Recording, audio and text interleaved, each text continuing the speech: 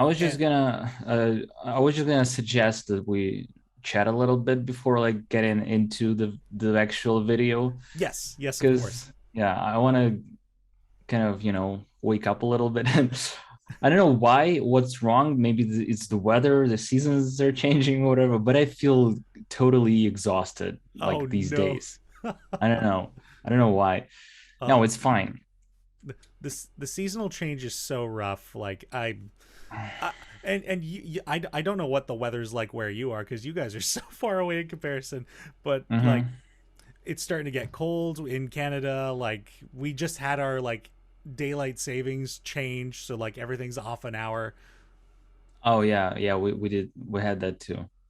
It's I didn't even notice because back in the day you were supposed to like manually Yeah, change the clock, and you're like aware of that. But now I didn't even notice. I'm just, the alarm clock just worked the other day, and I'm like, okay. And then in the middle of the day, I'm like, I'm feeling that something's off, yeah.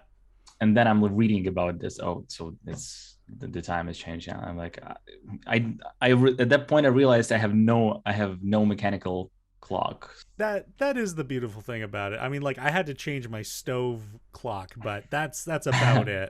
My so I was at my friend's house, and they made like a new kitchen. They just moved in, Mhm. and they have two separate things in their kitchen. I don't know, perhaps it's a microwave and an oven or something, and it's kind of integrated into the thing, and it has two different displays like next to each other, and one is slightly off from another, like the like half a minute for like, Oh, and it's really kind of difficult to change them because those ovens and stoves, they have really weird ways to like change it. It's not easy.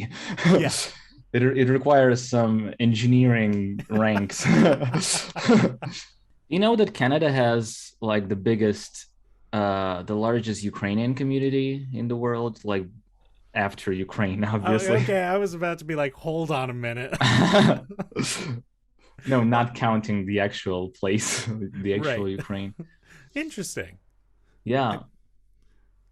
There, because for a while there, I know Canada was taking a lot of refugees, and would that be part of the reason for that? Refugees? I Like I might be when? thinking of the wrong place. I might just be spouting some nonsense. Where we were accepting a lot of refugees from somewhere. It might not have been Ukraine. I don't think we had any refugees. Well, there we go. I am worldly known. But that's interesting. So why do you think that is? I know that it probably happened somewhere around the first half of the last century, Okay.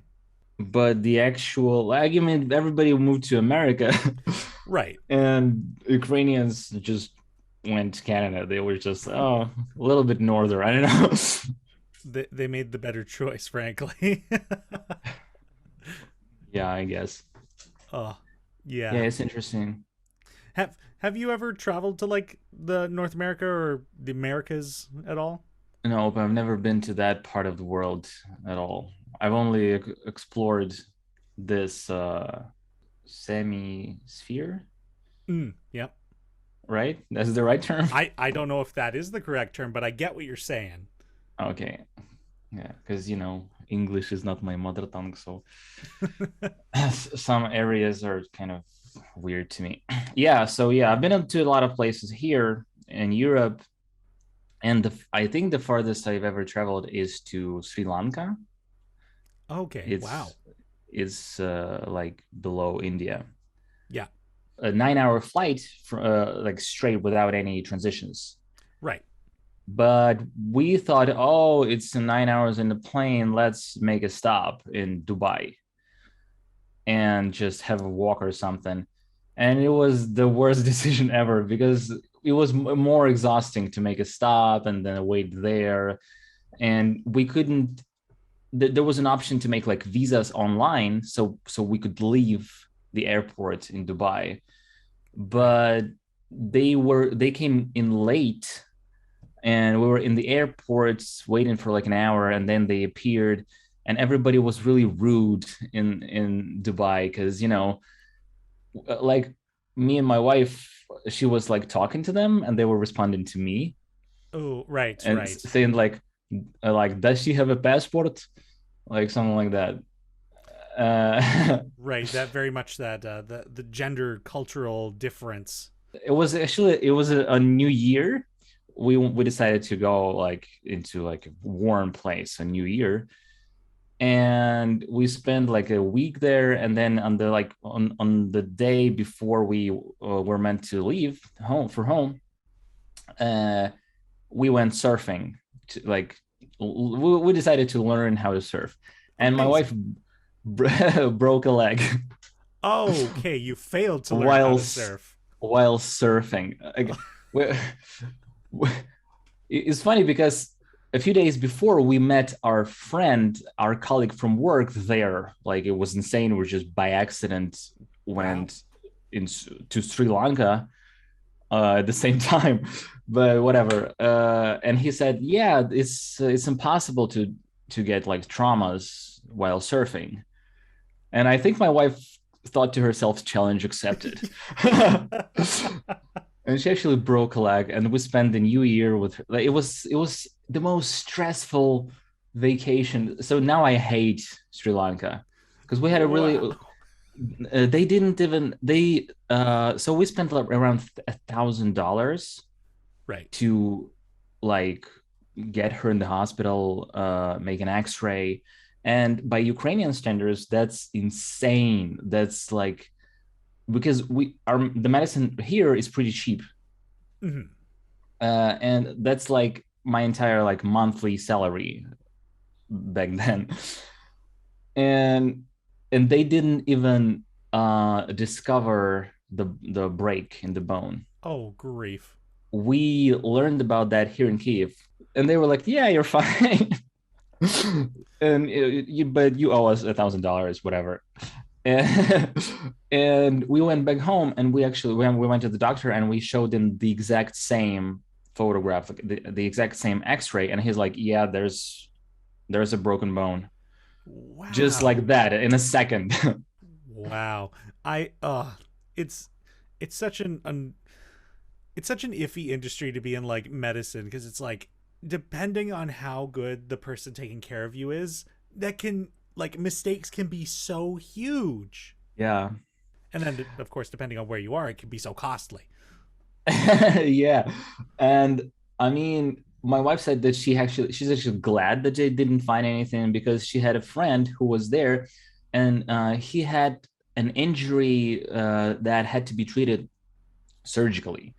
Right. So they cut him, they fixed something, they stitched him back, and they've stitched some sand by accident into him because I guess he was injured at a beach or something. They just delivered him to the hospital. Like, and I mean, how crazy is that? Wow. So Holy. of course, he had to be treated again, I guess, to clean his insides from sand. Yeah, Jesus there Christ. I imagine there must be some like sort of infection that came about. I mean, that's crazy. So yeah. And by the way, that was the first time ever we went without insurance. Oh no. We went traveling because we traveled a lot through like Europe. We've been to a lot of countries, and we always make the insurance. And this one time, we were like late or something, and we couldn't manage to do this. And we're like, yeah, whatever. We always do this, and nothing happens anyway. Oh boy. So there you have it. Like lesson learned. Wow. That beats out my travel story. I was going to the Czech Republic to meet up with some Mm. my industry was in theatrical design, and I was going over to meet some people in Prague for it was called the Prague Quadriennial. It's this a bunch of exhibits around the city, and Mhm. like theater and design, and all the countries come together and they're presenting stuff essentially. And I had a lot of friends that were working that. So I was flying over to go visit with them, and a bunch of us were going to go from there to Vienna, stopping at Baroque era theaters and just Mhm. kind of looking at their stage work and all this. But the flight over, I had a layover in Belgium, and this was the first time I'd flown by myself. So I was a little nervous about it, and I was like, "Oh, hopefully things go smoothly." They did not. They did not go smoothly. I ended up missing my transfer because our plane was running late from Toronto to Belgium. So I ended up having to rebook another flight, and it wasn't for another 8 hours. So I had to wait for That 8 hours. My luggage had made it onto the first flight, apparently. So once I got into Prague, my luggage was nowhere to be found. And I was like, Oh, cool, damn. great. And the language in Prague is so like for a lot of like English speakers, like things like French or Italian, like the romantic languages, like you can kind of pick up words here and there, but Prague's language is so different from anything I've been used to. Yeah, it's Slavic. Yeah, yeah, and I was like, I cannot pick up anything. I don't know where I'm going. And I had planned on Google Maps before the flight. I was like, okay, so I get off here, I go to this stop on the subway, and then I'll have to just walk from there. Okay, this should be no problem. The subway stop I got off at apparently had like 5 exits, and I took the wrong one. And so I wandered around the city being like, I don't know where I am. I Facebooked my mom. I was like, you need to add my friends on Facebook and message them, please. Find me. I'm lost in Prague. And after like an hour of just wandering around, not knowing where I was, I sat down in a park, and then I saw across the street from where I sat down one of my friends exit a building, and I was like, you. I need you. Please. And then eventually the next day my luggage did get brought, so it all worked out. But didn't anybody like speak English or something to help you out? I I mean, Czech people. I stopped a few people to ask. I'm like, I'm looking for this hostel, and it seemed like a lot of people had no idea where I was going. Okay. But it ended up working out. But yeah, that was a story. Yeah, I've been to Prague 2 times actually. Oh yeah. Uh, First time just for like we were traveling. Oh, we were going to. I think we were going to Budapest. No, not Budapest. Bratislava. It's near Czech Republic. Okay. And we were going to the Blind Guardian concert. It's a power metal band from Germany. Nice. And actually, Slovakia and Czech Republic, we have less trouble understanding stuff because the languages are Slavic, and it's kind of the same as English and French, Ukrainian and Czech. Interesting. Kind of the same thing. It's very similar. I mean, not very similar, but for example, like Ukrainian and Polish have more than around, I don't know, 60 or 70% like vocabulary in common. It's just, It sounds different, but the word stems are the same. For example, we went to Poland one time, and we were trying to communicate in English with elder people, like asking directions, and they were like, what? And there was like, we started speaking Ukrainian, or perhaps they get there, and they were like, oh, this is where you're gonna go. And I'm talking Ukrainian and he's talking Polish, but we sort of understand each other. Yeah. And I did that, and I'm like, oh, this is magic. Okay, I'm going to order coffee in this coffee shop in Ukrainian. So I'm walking to this, and this young lady, she's like 20 or something, and I'm talking to her in Ukrainian, and she's like, English, please. And I'm like, okay. That didn't work. So younger people are kind of, lazier because, they know English. Why even bother? Yeah.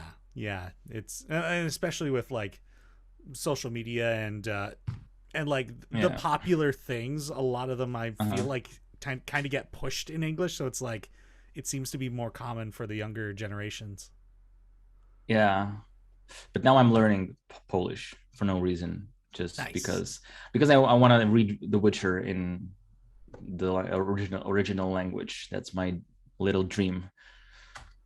That's really cool. I like that. Yeah. Yeah, I mean, language is so interesting. Like my name, for example, Denny. Like it's said like it's spelled Denny, which is a common, or at least was a common, like an anglophone name. But my name is spelled Teni with a Yeah. T, and that's because it only happens to sound like an English name, but it's actually a just a Mohawk nickname. I'm an Indigenous Canadian, so it's there's just the different language rules, right? And like in my Mohawk language, the combination of uh TSI makes a J sound. Wait a second. You're a what? Indigenous Canadian. So What's like, that? so it's like the First Peoples, like First Nations, um the people that So were here it's like thousands of years beforehand. so it's like Native American, Yes, that's exactly it. but indigenous. I never heard that term. Yeah, it's kind I of the thought one everybody's. that people are turning more towards. Oh, Yeah, okay. but Native American, absolutely. That, I guess that gets the idea better across. Wow, I didn't know that. Now I can see it. You look like a chieftain. Wow. Okay, I'm sorry. That's okay. I'm I a good didn't mean sport. this. That's probably not the first thing you should go on though after this interaction. Okay, I hope that wasn't racist. Was it? It might have been. Oh shit! I panicked. Okay, sorry. That's okay. I'm not. What was it I did earlier about like not thinking Ukrainians were the refugees we recently took in? Okay, I think we both have our point. okay. I'm uh sorry. I've never actually met anybody with that. What do you call it? Ancestry? Ethnicity. Yeah, Yeah, yeah. That's all good. it's really cool. I am honored. No, I love like mm, like encountering different cultures. This is like my favorite thing. Yeah. So it's really cool. So are you like, do you know a lot of stuff about your like ancestry? Do you like study that? I grew up with a lot of it. It's definitely been less of a less present in my modern life, I guess. Like I Hmm. grew up learning my language and like cultural practices and stuff like that. So I know a fair bit, but I'm definitely not as practiced as like I've got a younger brother. He is still studying language and he's almost fluent. And that's one of the thing with Wow.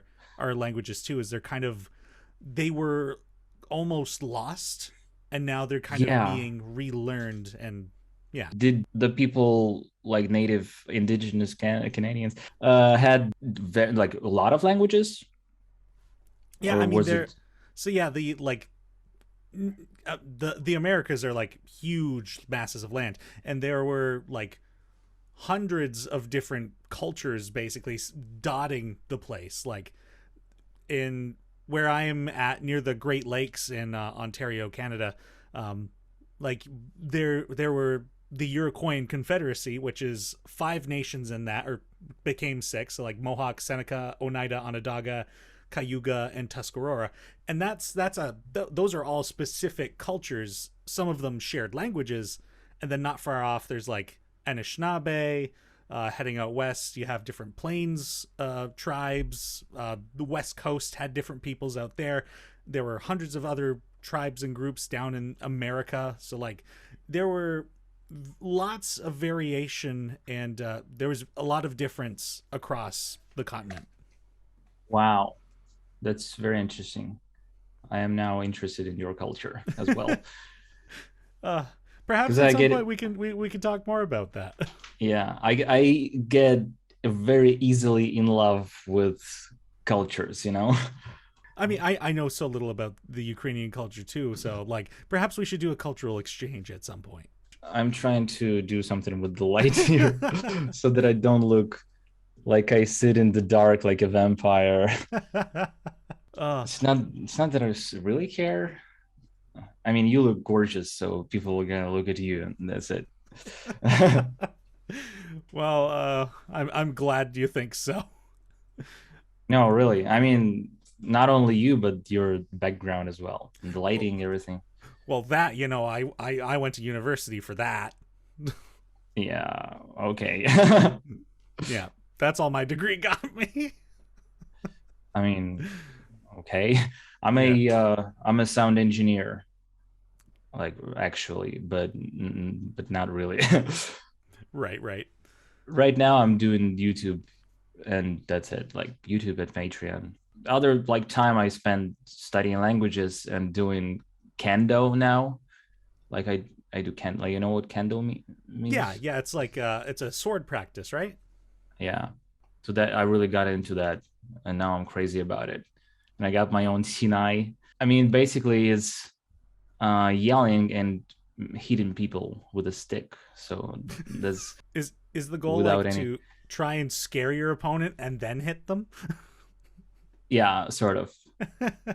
Well, not only that, but that's the part of it. It's called ki.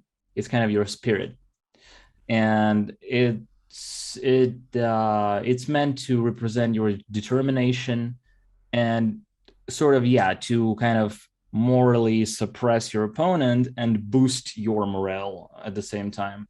So you kind of get, bumped, like it's a little berserk mode. So and also, as a discipline, as a sport, that's a part of a technique. Like the judge, if you actually attend competition, judges will give you a point based on a lot of stuff, and ki is one of them. So your technique, where do you hit, how you do that. Okay, yeah, we can actually start talking about stuff that matters. So talking about like the how D&D makes you kind of a little bit more insightful. Mm-hmm. So before jumping into social anxiety stuff, how about we talk about that a little bit, because that's kind of connected. It's actually for me, it was like a journey, a personality journey from one point to another, and not that it was the only thing. I mean, eventually, I think that over the 8 years that I've been running D&D, I think I became a better person. A considerable part of that journey was Dungeons and Dragons. Of course, not only that, I'm not saying that if you're going to play Dungeons and Dragons, you're going to be a better person just by doing that, by killing goblins or whatever. But yeah, like, have you experienced something like that? Have you noticed something about Yeah, I like mean, being more like, insightful, open-minded, getting to understand people and not like judging them like from the start? well, I mean, I should preface this with I'm a very judgy person, but Okay. not like more in a like I make quick analysis. That's not the right word. Quick. Well, I guess it's just quick judgments about people. But that's not exactly. Oh, frig. This wording is poorly. I'll revisit this once I start talking Okay. about this topic. So yeah, I agree in that like over the years of playing D&D, like the fact that you come to a table and everybody's got a character, Mm-hmm. you're essentially put into a situation where you are meeting new people, but they're played by people you know. So it's Mm-hmm. interesting to be like, yeah, so this is the role I am today, and I have to kind of meet you again.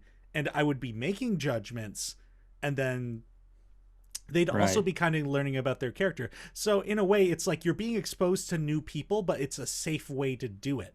So Mm-hmm. after doing this for years, it absolutely makes sense that, especially as DMs who have to also don many different people, that we kind of begin to understand different psychologies, different types of Mm-hmm. archetypes of types of people.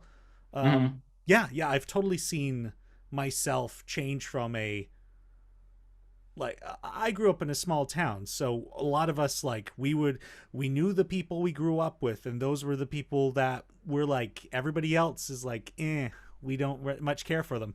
But playing D&D, it's I think that opened me up a bit more to be like once I went to university, which was beyond my hometown, I was very comfortable meeting with people of different cultures, of different mindsets, and understanding how other people thought because I'd been role playing with other people who tried to think in different ways. I mean, I never thought about it in like meeting new people while talking to your friends, something Yeah. like that. Yeah, it's an interesting point. I never thought about that like that. Um, but I was kind of thinking about me doing, you know, kind of dipping myself into various minds of other people. Like you have to incorporate NPCs and good guys, bad guys, evil guys, crazy people, and you have to kind of, you have to play them, so you have to understand them a little bit, and like when you do this over the years, it's kind of like, reading fiction is, I think, is really good to like get some life experience without actually going through it, and you kind of you're engaged in a story of an entirely different person, and you kind of submerge yourself into their lives. And Dungeons and Dragons is that experience, but even amplified somehow. If you read stuff and you play D&D at the same time, I think it really kind of amplifies that experience. And the interesting thing is, um, kind of getting that prejudice stuff exposed, and being able to recognize it is how I came to that. Is when you know the true reasoning behind your NPCs, behind their actions and stuff, and you see how players are making prejudiced decisions based on the first kind of evidence they get their hands on, or in someone else's words, but you know that how you know why they think that, but and you know that, okay, this NPC is actually like the reasoning is completely different, and you're trying to convince them, but they're kind of being prejudiced, and you're like, I mean, you can literally translate that to real life, and that's why, like, being like doing that over the years, and of course at the same time going to therapy, trying to understand myself and all that stuff, but in complex, that makes you kind of become less prejudiced. And now that I hear about something, because my friends, a lot of them, my old friends, they kind of stayed at the same level as we were talking about in university, or like in school, we were talking to them, and they kind of stayed in the same level of like perceiving world. And I actually, it might sound a little bit like arrogant or something, but I've ascended the mountain of wisdom. Yeah. But I mean, there's a little something in that, like, truly. And when I talk to them, and they, like, both of us see somebody, like a couple or something, people in a relationship, and they kind of make decisions like, I'm 100% sure that situation is that, and I'm like, how can you be 100% sure? You don't know anything about this. You just saw like them exchanging a few words, and now you're thinking that there's some abuse going on, or whatever, like whatever judgment it can be. Mm-hmm. Yeah. Do So you know what I mean? Yeah, so I guess kind of what I missed there was I was thinking more external as opposed to internal, but you're absolutely Uh-huh. right. Like, the more personalities and psychologies that we explore, the more empathetic we can learn to be, because it's literally that walk Mm-hmm. a mile in my shoes thing that they say, Yeah. and with those judgments players make, because uh, a bugbear is bad, but if they Yeah. don't talk to it and just start a fight right away, they'll never like explore that the bugbear has two kids and he loves making snowmen with them, and that's why he's out here in the middle of the winter. But yeah, and it's, I think, and especially being a dungeon master or a game master, it gives us such a huge opportunity to develop that insight into other people, and that empathy for what might be happening behind the scenes, for sure. And going back to that thing I was very poorly explaining earlier about like snap Okay. judgments, it's not Mm-hmm. that I look at somebody and go, this is what I think of you, this is what you must be. It's more of a, you have to have a conversation with somebody, you know? And like, as, and I think this is mostly my DM philosophy as well. It's just ask questions. And that's how you get to know somebody in a conversation too. Just ask some questions, and that's how you get insight into people, you know? Like, what do you think about this? Or what is something that makes you happy? Like, or how are things with your family? Like, that is how you break into, well, I break into is a very poor way of putting this, but this is how you gain access into the mindset of somebody else. Like, you just understand what's going on in their lives. Yeah, I can totally see. I like breaking in people's heads too. That's what I do in D&D. I want to break into your brain. Yeah, I can totally see that. As you were saying this, I had a thought, and now I forgot what I wasn't gonna say. Crap. That happens to me all the time. Yeah. Oh yeah, right. Just instead of making a statement about somebody, just go ahead and ask first. Yeah. And that's gonna kind of clarify a lot of things. It may just wipe away your first impression. There's so much that playing D&D can teach us about life. Sure, if you expose yourself to that, because you can totally just sit around, roll dice, and kill stuff, but because that's people usually make judgments like that about every kind of things, even like, you know. So I was just talking about the Eastern martial arts, you know. If you, and I was describing it like kendo as like yelling and hitting people, it can be just that. But if you actually break into the philosophy behind this, you can if you try. The same goes to, like, you know, if we think that, you know, D&D is a teacher and we are a student, that's kind of the same thing. I've been teaching people music for quite some time, and a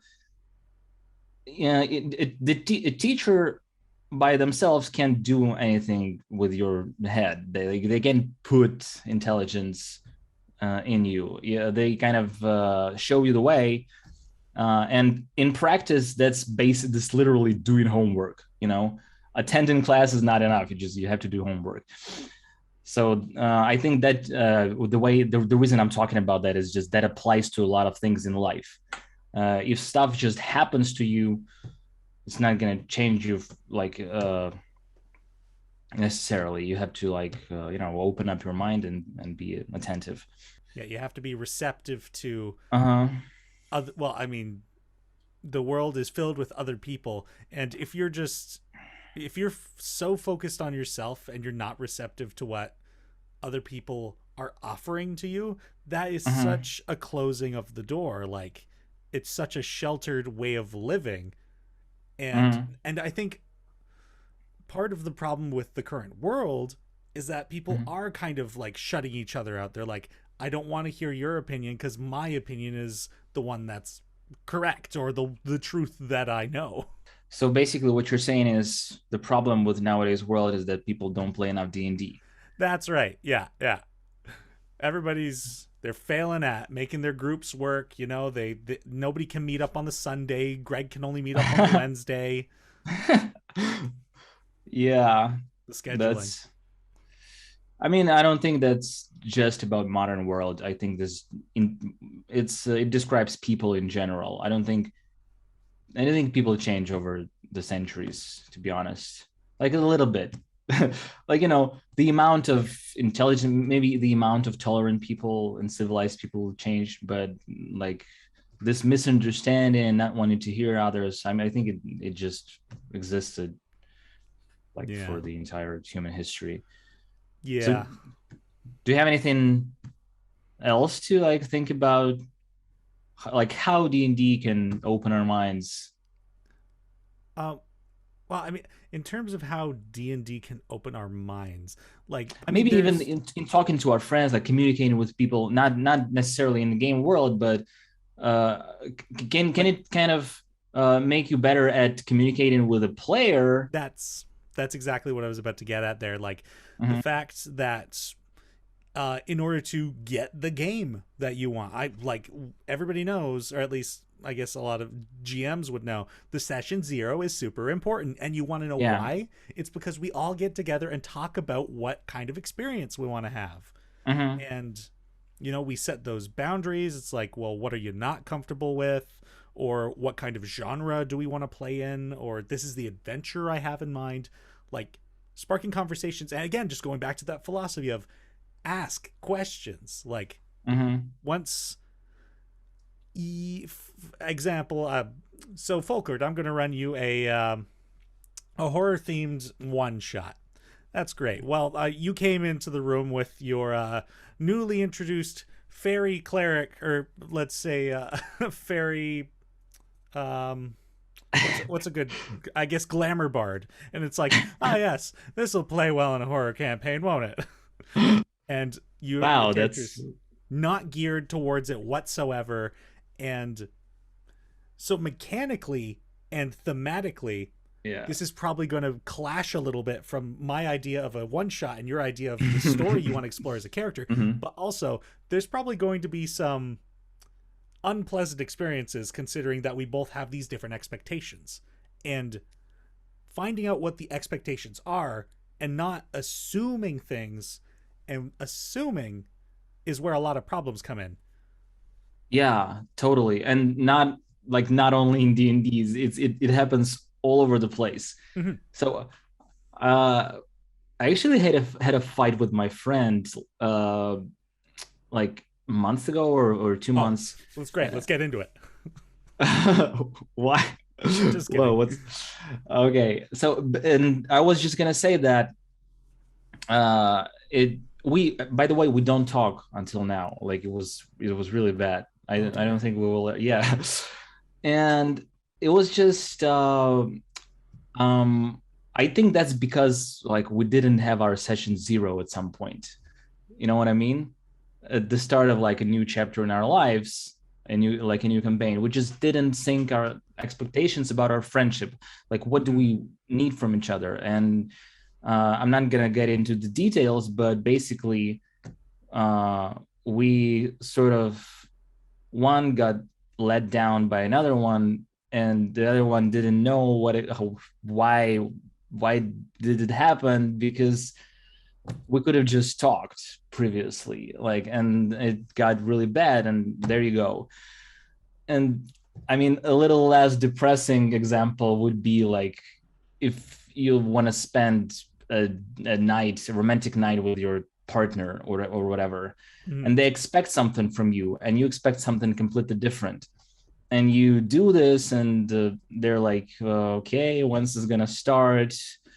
And nothing happens or whatever. You're just doing something, and then you say goodbye, and everybody's like, or one person gets upset, the other person feels it, and eventually the night is ruined. But you could have just easily just sync your expectations. And that when I started running D&D, that happened a lot, because I didn't have a lot of friends to play with, and I was not an experienced DM. Of course. And yeah, obviously, and I didn't kind of quite understand by myself. Like, I didn't have everything put into its own place in my head. Like, what am I doing exactly?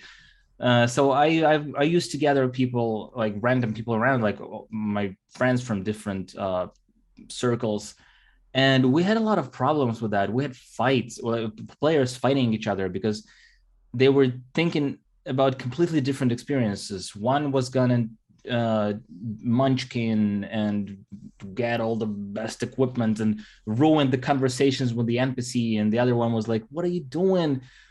Like, this is an important guy. Why are you insulting him?" I mean, obviously, all of us probably DMs have been in that situation.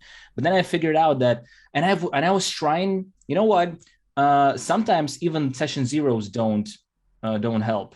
Some people are just not on board. Like, there's an, oh, okay, I'll try to do that, and then they totally don't. So Mm. I've learned that some people are just not for you. Like, you're just gonna let go. Like, okay, dude, go find another table where you can just be murder hobos. Yeah. and finally I think I've gathered the right, like, my core party that we make the greatest experiences with our games because everybody's on board. And it took me quite a while, quite a number of years to learn to do session zeros, and I eventually got into, like, I think I already talked about that in some of our DM roundtables, that I've started doing, like, creating stories based on player characters, uh, based on characters of my players. Like, they do the backstory, and then I combine all three of them together, and I make a story. And this way, uh, this is yet another element to bring in those expectations to the table. Because if they create a character that, with a background, I mean, of course they expect those features of him to be used in the story. Yeah. So I didn't understand that at yeah. first.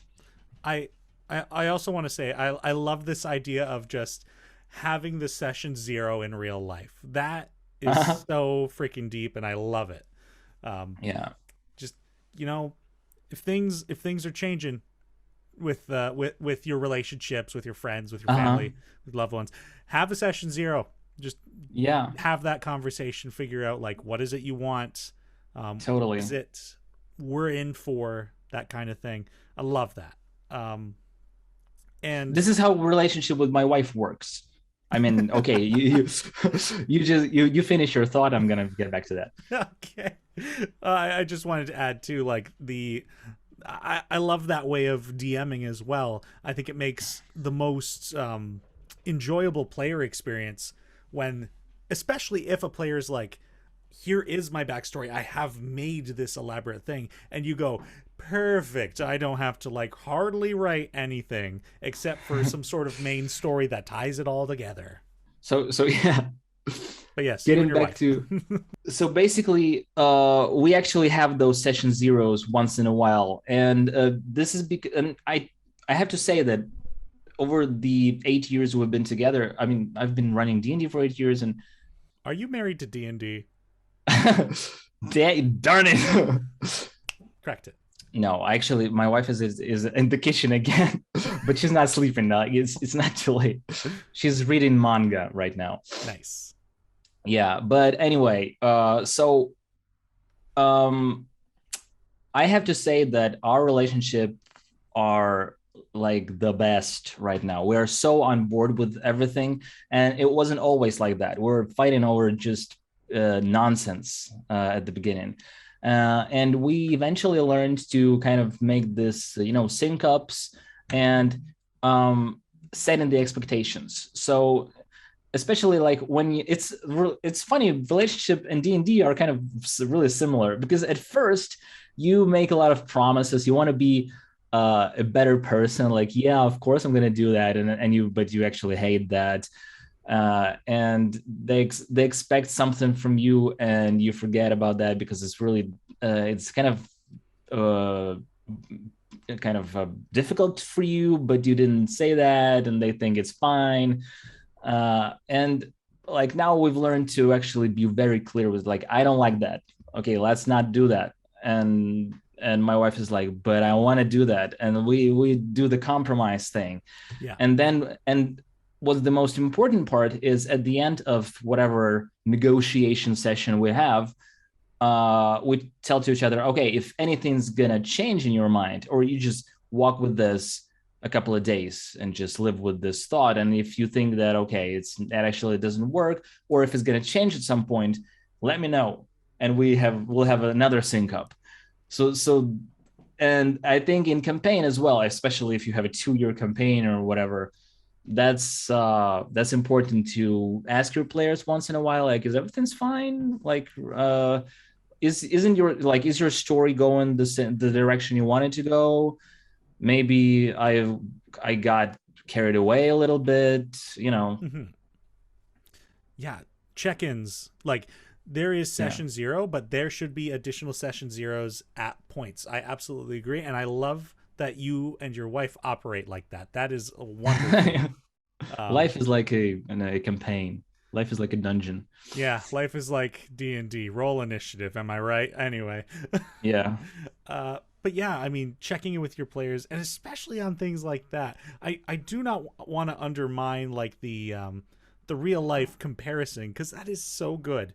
But Hmm. the like checking in, like, is this going the way you expected? Ha Is there anything that could be done to improve it, or um, are you still enjoying this thing that you've created? Is there something we could do to alter this situation to make it better? Um, Hmm. and I don't know about you, but I feel like when I DM like this, I really take like the back seat in the story. Like I'm like, Hmm. I'm doing this for you guys, and I don't mind that. I'm totally okay with that. I've made a setting, I've made some sort of a plot, and I'm happy to see you guys explore your characters and this world. But Hmm. I am super excited for you guys and your story, and I want to make sure that everyone's okay and everyone's having fun. Yeah, well, that depends on the kind of the energy. So there's a DM and there are players, and the amount of initiative can be different. You know, some players want to be kind of led by the DM, and others don't. Others are more autonomous. Uh, and so you have to balance that, and you have to there's no like formula for that. You just have to figure out what are your players like, what kind of archetype are they, because I was like watching all these videos. I don't know, Matthew Colville talking about these like sandbox campaigns or West Marches type of campaigns where everybody can do anything. And like with my players, it doesn't quite work like that. They don't like that. If I just let them go and like, yeah, go ahead and do whatever, they get bored. They can't come up with stuff to do for some reason. Like they're just not good at it, and Mm-hmm. some people are.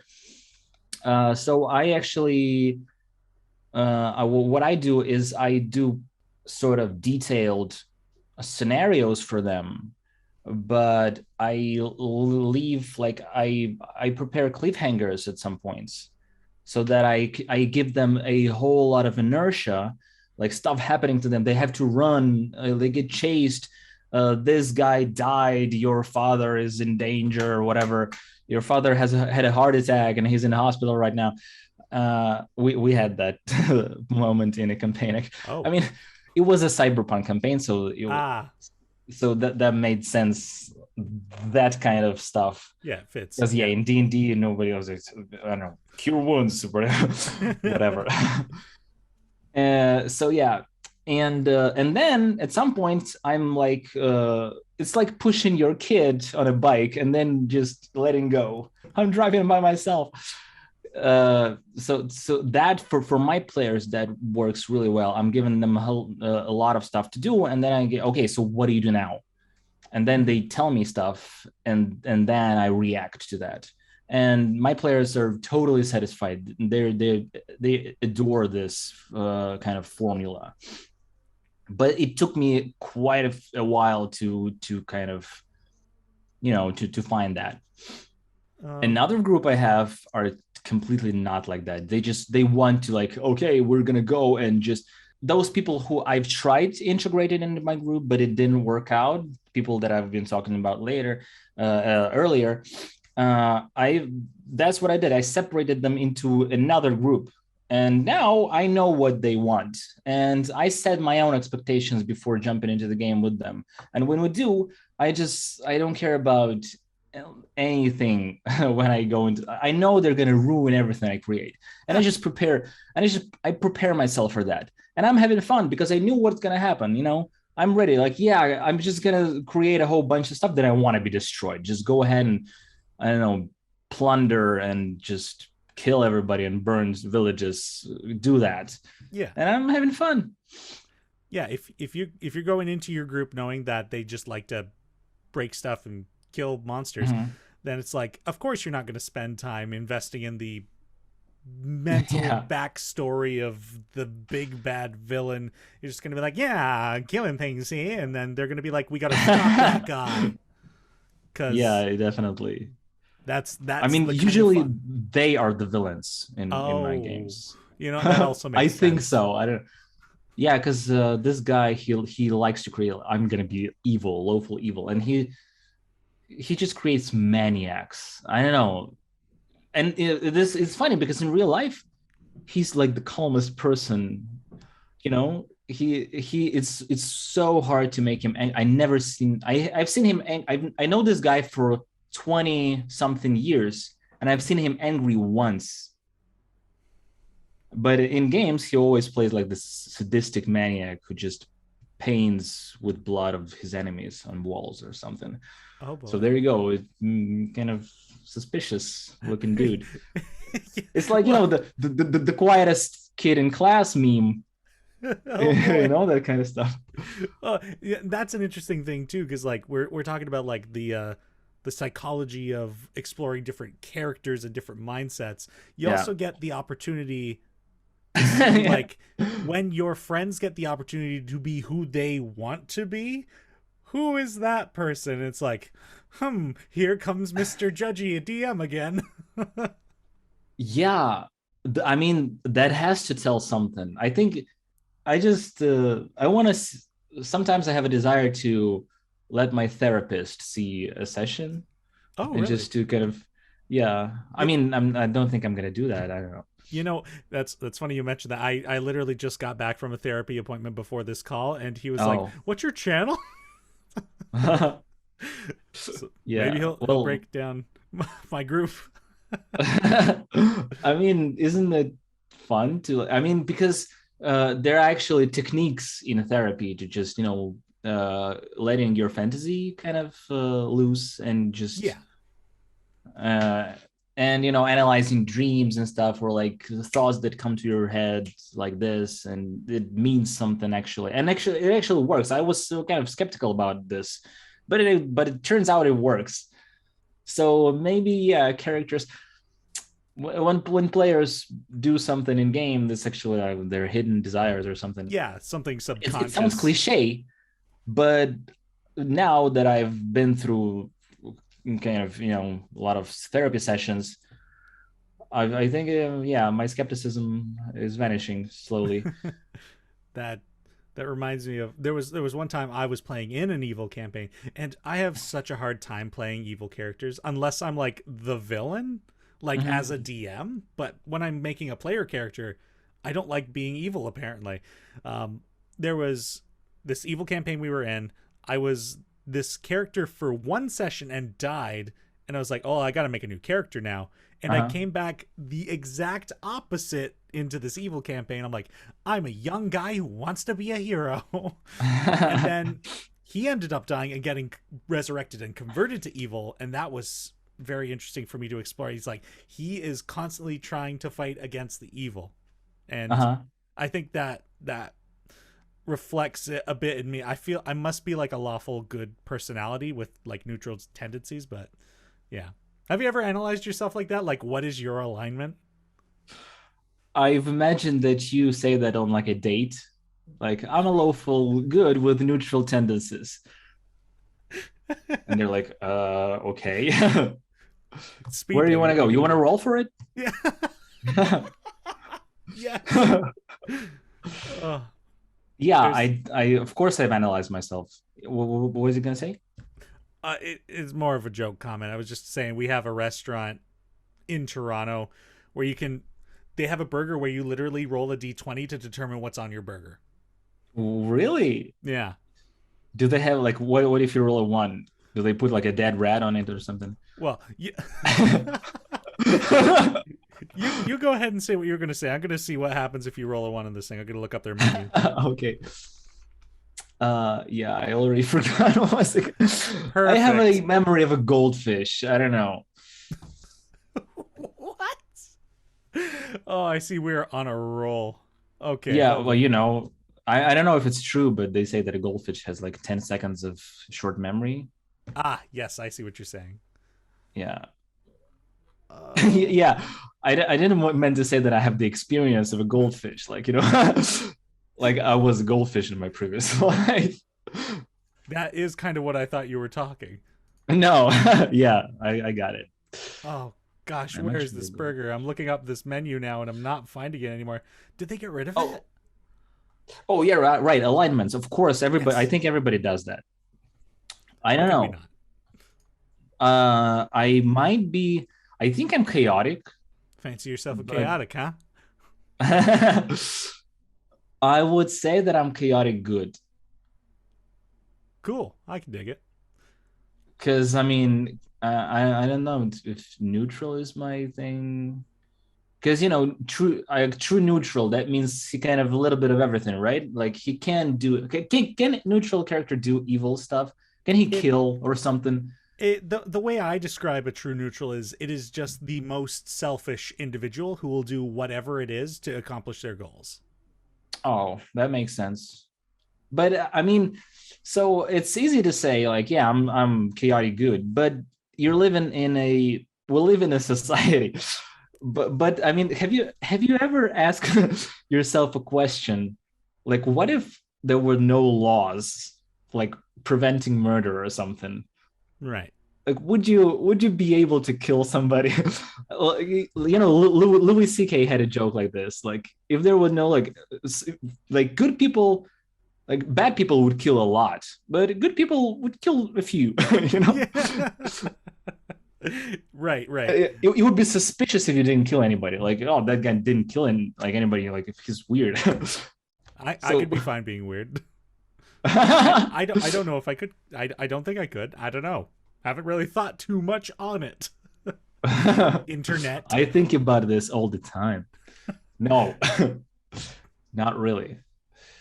Okay, yeah. So that's kind of that's a thing that I start thinking about when I'm trying to kind of claim an alignment. Hmm. But yeah, I guess in normal life, I would think I'm chaotic good because lawful good. I mean, again, Eh, does lawful good means that you are law obedient in your society, or is it just you follow your own principles or something, right. or Yeah. both? And I think it could mean either.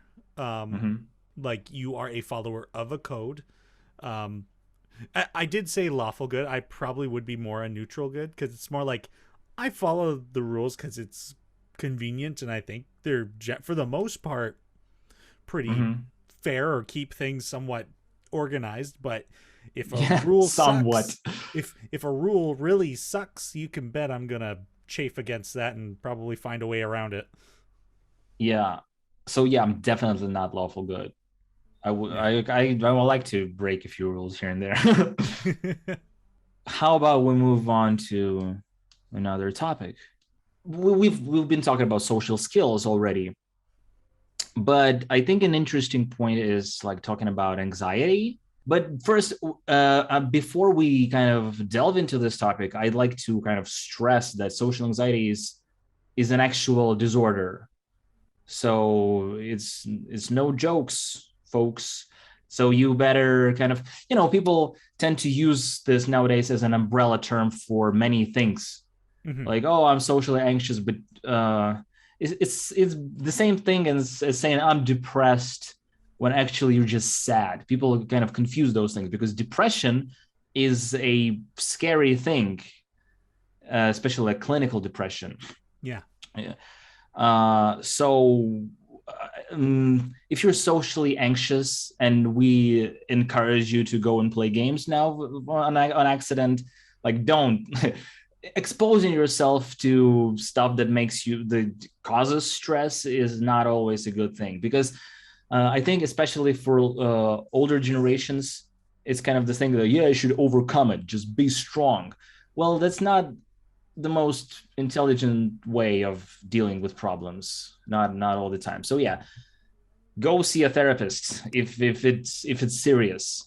Like yeah, we are not therapists. And like I think we've both been very vocal about the fact that we do in fact see therapists. I recommend seeing one even if you don't think you need it. Like I Yeah, yeah, I totally. I'd been quite functional for quite some time, just managing my own mental health and whatnot. But like, I think it was a few months ago during the pandemic here, I started seeing a therapist, and oh my gosh, Hmm. it's been helping me so much. Even just like beginning to kind of manage and understand my thoughts a bit more. I'm like, I Sure. totally recommend it. Yeah, because people tend to kind of be dismissive towards mental health, but it's the same thing as, oh, my leg hurts, you gotta go see the doctor. It doesn't mean you're a cripple all of a sudden. And if people hear about, like, yeah, I'm seeing a therapist, so are you are you crazy or something? Like, are you having a problem? No, you don't need to be depressed. Or to be honest, having problems, having like real issues, and going to therapy, you don't make your life better. You're just dealing with the problem. The real Mhm. therapy and the path towards becoming a stronger and better person starts when you don't have any problems. Like, nothing's happening in your life and you just talk. And then you start digging stuff and learning about yourself. I know what I'm talking about. Uh, Talking about social anxiety, because I actually earlier this year, I was diagnosed with uh, anxious personality disorder. That means that I'm anxious, and this is different from social anxiety, because social anxiety is when you're afraid of people. Yeah. Uh, and I mean, that sounds scary. There, just, I'm afraid of people, and people who are a little bit nervous, they say they're socially anxious. Well, no, if you're like given a speech in front of 100 people, that's natural to be nervous. Hmm. That doesn't mean you're socially anxious. Or people who say, oh, I have, like, my mood is changing really weird, I'm bipolar. You have no idea what bipolar disorder means. It's crazy. It'll ruin your life. Hmm. How crazy it is. So yeah, being having an anxious personality disorder means that I'm just anxious for no reason all the time. But now I'm getting better. So that's one of the reasons my productivity on the channel has been, going down lately, because I've been having like pretty serious problems with like my daily life. And going to like DM in a game sometimes was really painful for me. And I started having drinking problems. I actually, I told about that in my cringe video on my channel. That was, I think that was a symptom of this thing, because, alcohol makes you like careless. Right. And that's a really, really bad thing to do. Don't do that. Don't fight your anxiety with alcohol, because it's a straight path to alcoholism. Just, you really, like, I mean, I didn't go that far, but yeah. Yeah. So do you have anything to add? Firstly, just mentally take care of yourselves, folks. We're not going to be here offering like, we are not the final say. Go seek professional input on this. Yeah, sure. Um, but yeah, I suppose if we can start moving into like D&D and anxiety, Mm-hmm. I myself am not formally diagnosed with anything, but just something doesn't feel right with me. So I'm like, at some point, I'm gonna, I want to get myself assessed. And some people don't like having the label, um, but Yeah, I sure. think for me it would be more of a comfort to like know like what's going on, so that I know how to kind of confront it. But Sure. um, Well, that's not a label like that. well, I mean, some people might perceive it that way. Some Yeah, people might sure. just be like, I am just generally depressed, that kind of thing you were talking Uh, about. And it's like, well, you can get more specific about it, and yeah, sure. you can actually manage, or at least try to confront whatever is, the sand in your brain. Yeah, um, sure. Going back to your earlier story there, but yeah. So moving on to like D&D and anxiety, I had been a nervous kid for a long time before I started playing. Um, and I mean, it's almost straight to the end here, I feel like I have had it has helped me to play D&D, help me with my anxiety for sure. Cuz Mm-hmm. it's like and being a DM, you get to experience kind of a leadership role. You Mm-hmm. have to practice managerialness, time management. Like there's a lot of skills that come into play with being a DM that I think help you lead a group, and those are qualities that I think helped me get out of kind of my wallflower behavior. Mm-hmm. Right. And speaking of like fighting social anxiety, or just being anxious of running games, because I had those absolutely like weird anxieties. Just I'm seeing my friends for a hundredth time at the table. There's no reason to be anxious, but I was, and that's because it's chemistry in my body causing that. It's not my fault. And of course, you can't just expect your experience with DMing to help you with that. Uh, in fact, it may kind of get things worse if you constantly like exposing yourself to those stressful experiences. Mm-hmm. But I think DMing was kind of took a huge part in my realization of what's going on, and me kind of getting into a fighting stance before, delivering a punch to this disorder. Because you're kind of you're finding strengths. You know what exactly is happening to you, because I was, in a lot of stressful situation over my life. I chose the craziest activity with my anxiety, being a performer. This is like the ultimate combination. I'm a musician, and I played in rock bands, and we actually traveled and played in front of many people. And that's when drinking came along as well, because you're suffering as hell. I've been, this feeling when you're anxious and your entire week before the weekend when you have a gig, and you're just walking around, losing weight, freaking getting gray hair or something. It's crazy.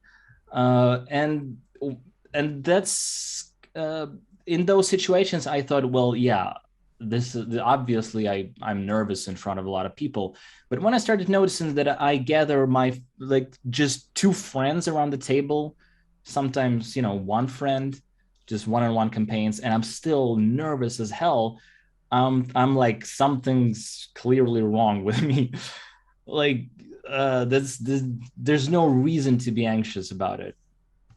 So that was one thing that, among a lot of things, that kind of helped me realize and sort of seek help. And now things are better. I'm a lot better now. That's good. Yeah. Um, but yeah, I mean, on a similar note for myself, like I between being a game master and a player, I love being a game master. I love watching my players like explore a setting, Mm-hmm. explore their characters and all this. But between the two of them, also DMing each session, like the lead up to it, is just exhausting, and it's nerve wracking. Like I don't know how DMs like how some games run weekly when I'm like I'm gonna need 2 weeks because, well, a combination of I'm a very busy person, but also like I feel like I need a lot more time to put thought into it when I feel like other people could spend like an hour doing what I do in a week. uh, Mm-hmm. and yeah, I feel like I don't know what faculties are at play, but something requires me to take a bit more time to get a result that I at least think I'll be happy with. And then, of course, the worry of will my players enjoy it? Mm-hmm. Sure. I want to think of some. kind of life hacks and how to kind of become less anxious. Uh, to me, it always worked like, being super prepared, like knowing exactly what's going to happen. Because usually, like, fear of the unknown is a thing. Like, we are scared about like future because it's weird, it's mysterious, like what's going to happen. Yeah, And that's at a like game the session again. core of human existence, right? Sure, yeah, that makes us do stuff. I guess, like, prepare, like brace ourselves. uh but I mean, yeah, so you, of course, you can, I don't know, talk to your players or get really prepared, so so you won't look like an idiot when you get ambushed by a sudden question that you're not prepared to. But I think the first step in anything regarding your personality and um, this kind of social stuff and emotional stuff is actually accepting your emotion. That's something I've learned like fairly recently too, to kind of, accepting yourself entirely, because we have this image of I mean, I guess a lot of people have. I don't know. This image of our better selves, like, what do we want to be? And of course, we don't want to be an anxious dude that is afraid of his friends. Mm-hmm. And I think that's something that prevents us from like actually telling ourselves, okay, I'm scared, I am afraid. And then because fear is like an emotion, sort of, and it accepting it is kind of making it your friend, is a really important step in kind of getting through this experience. And it regards anything like anger. Maybe you're angry with something and you actually don't want to be, like, you don't want to be an angry person, especially if you don't think it's fair. But emotions can be fair or unfair, or like, oh, I'm angry for no reason, or afraid for no reason. That's like saying that the wind blows for no reason. You just, like, seemingly for no reason, nothing. There's no huge fan here, just standing and just blowing. And that's because you just don't know what exactly causes it.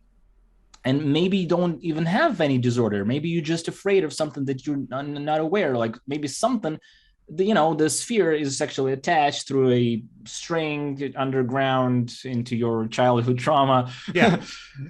And so to me, overcoming that anger or shitty emotions that we kind of don't like, envy, being envious, and or jealous, and we're like, oh, I don't want to be that, I'll just ignore that. No, it's not about me.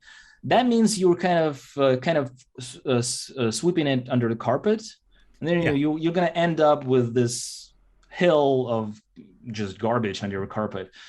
And to me, I've sort of how I envision this is, I'm just saying hello to my whatever emotion, hello my anger, hello my jealousy or my fear, and I imagine that that's a person.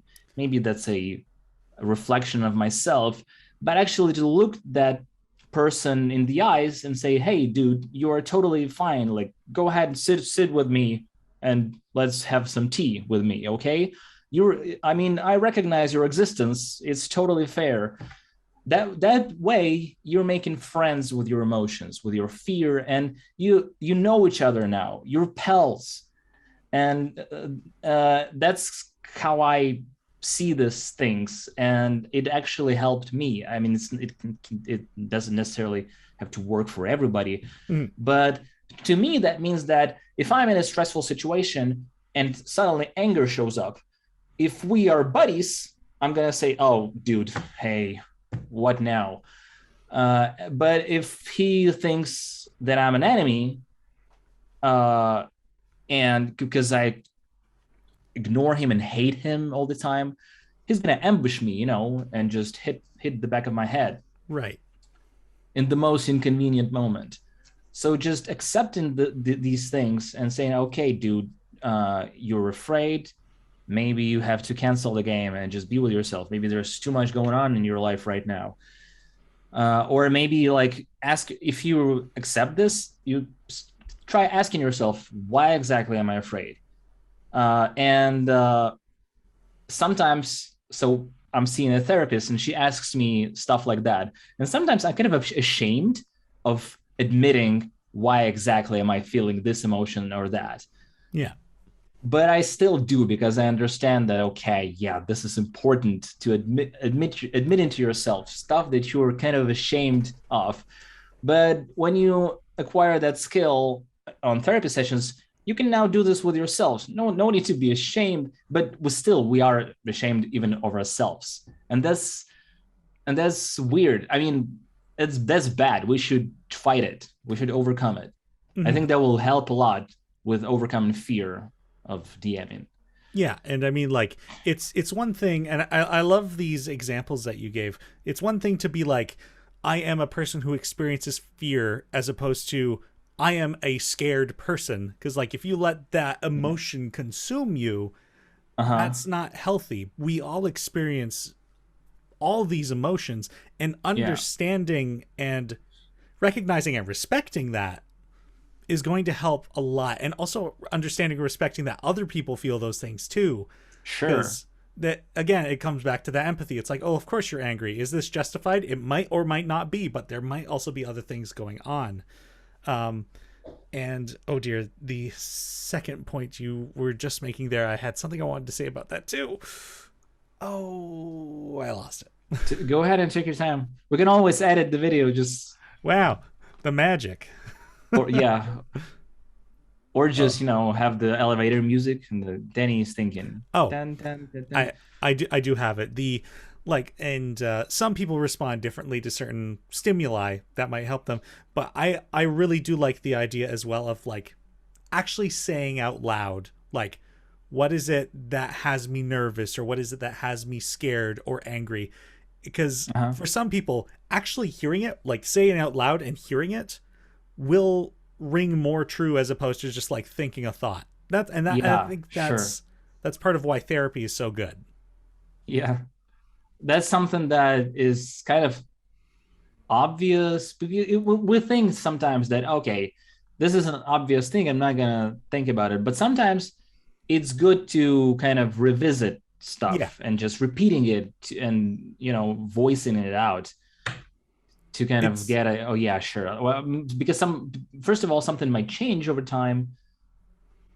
And yeah, thinking a thought is not the same as just saying it out loud. It's a different process. Yeah. And I mean, some things are so obvious, you give so little thought to them, right?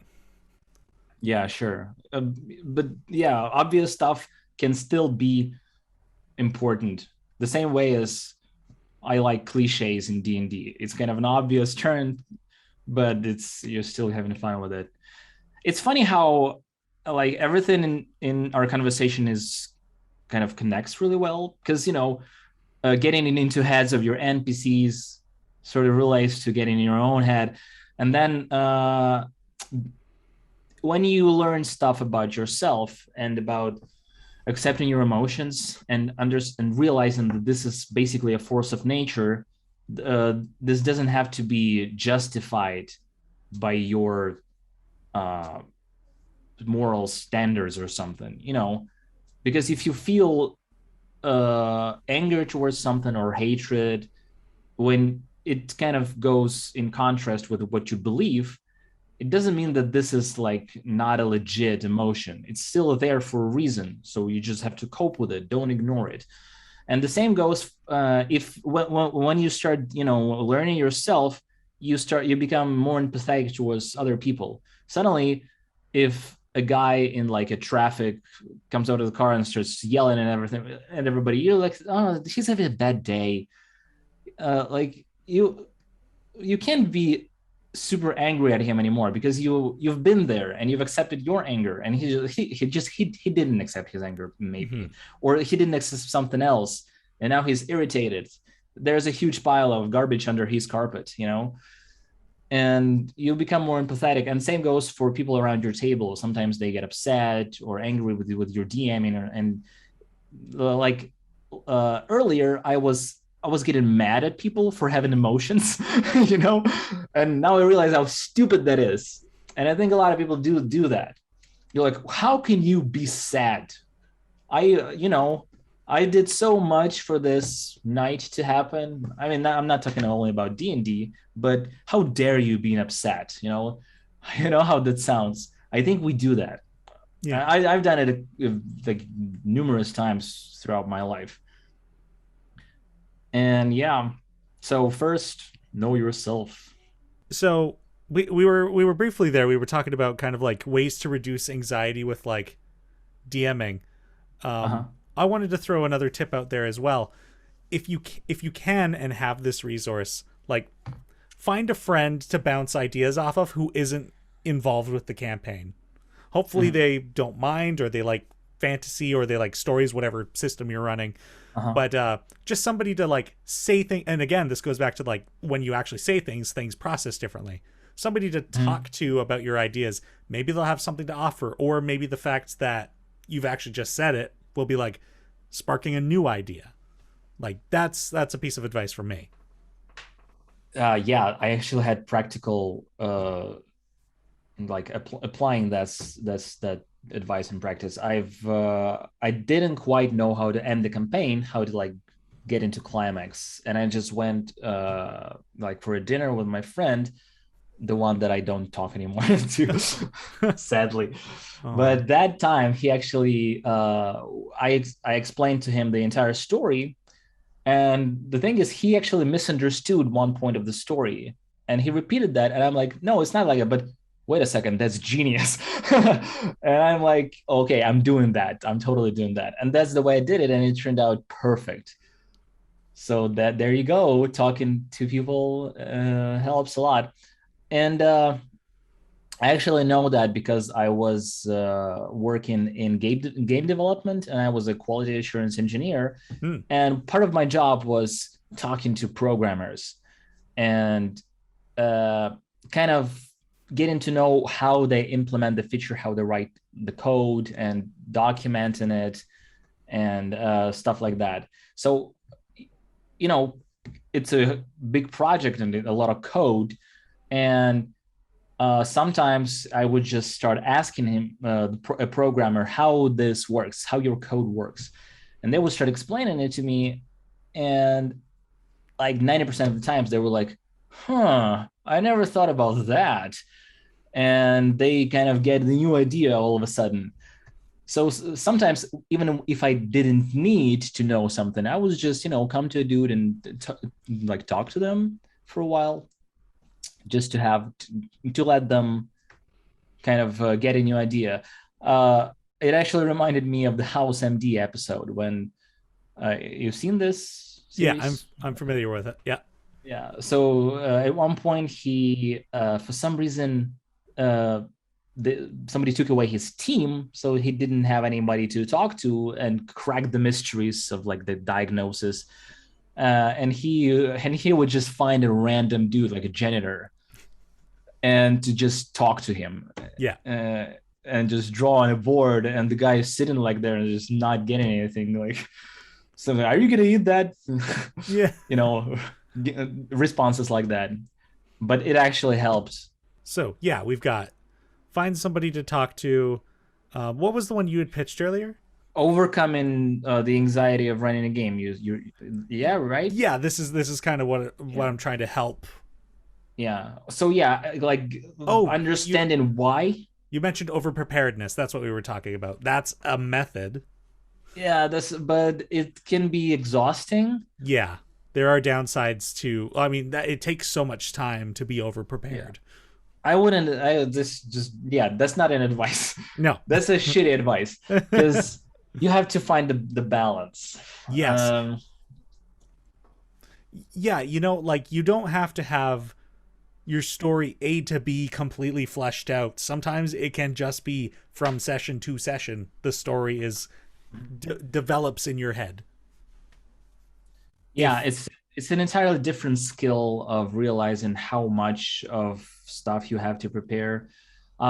Just today, I watched a nice video with Matthew Mercer and the other guy who's like a very famous DM, and they had an interview, and it was about world building. Oh, it was probably Brennan Lee Mulligan.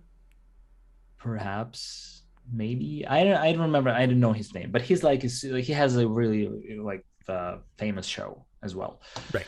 And he visually described how he like builds his world without over preparing. So I'm not gonna be able to do that.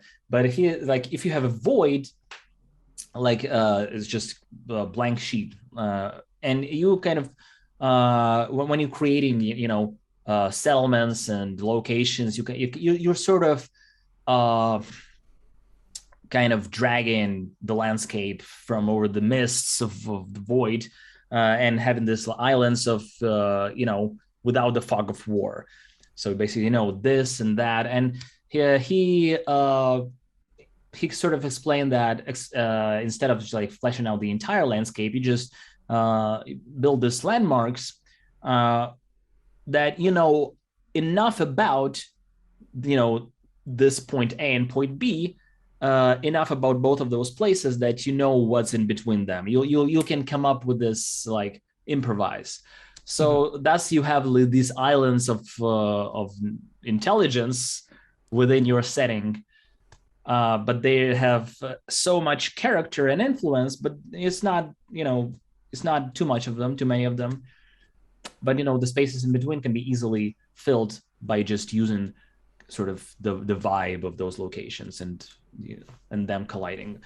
So that's one method of like, yeah, he did a lot better job than me just trying to. I mean, I get bring the in premise. that metaphor. I do like that. I'll have to check out that video myself as well. Yeah, it's very fun. It's an hour long, but it actually, I don't know how much this one would be. Well, right now we're at an hour 40. Oh my god. Okay. Sure. Well, okay, maybe we should wrap this up or something. I don't know. Sure. I mean, hopefully everyone was able to get some interesting tidbits, listen to some interesting stories, and again, yeah, just take care of your mental health, folks. Like in the end, it is you who is important and not your game. Put yourself above your game. Sure. I mean, to summarize, D&D can really sort of be your companion towards your path on becoming a better person, stronger person, but it's just a companion. You have to work with it yourself, surround yourself with people who are, pleasant to be around, who care about you. The same goes for your players. Sometimes you have to let people go and let other people join your life. And yeah, open your mind towards the experience of D&D and, picking the right things out of this game. Things that are important to you, hopefully to make you more insightful and less prejudiced. And of course, hopefully if you have an anxiety, you're going to defeat it eventually.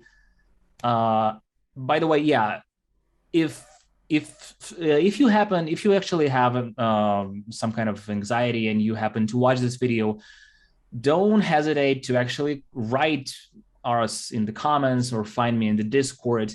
If you need anybody to talk to, I'm not a professional kind of dude. What do you call those professions? Like hotline or something? Right. Yeah. But I'm willing to provide some advice and I mean to help you make to have somebody to listen to. Yeah, to have you make a little step towards to your next point in your this fight with your anxiety. So we can help as much as we can. And hey, if D&D has helped you in your overcomings of anxiety or skills to help you become a better person, leave those stories in the comments as well. That would be it'd be really nice to see some overcoming adversity with through the use of D&D. Definitely. I'd really like to hear your stories as well. Thank you.